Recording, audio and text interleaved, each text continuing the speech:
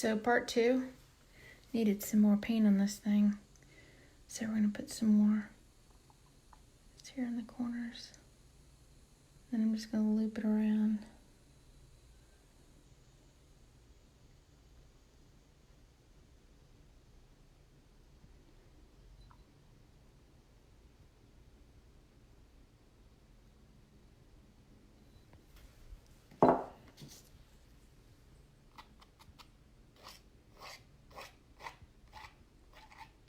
I'm going to get that paint over to the edges because it helps it pull the paint over the corners if it's already wet.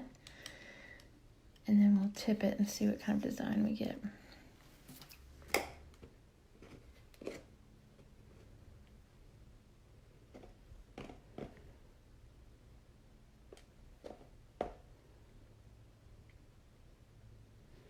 Sorry, I can't do this and film it.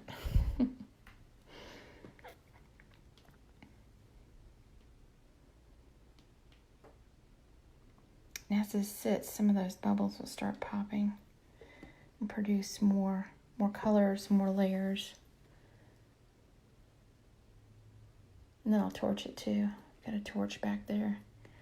It'll pop some of that silicone, produce a little steam, and create some bigger bubbles.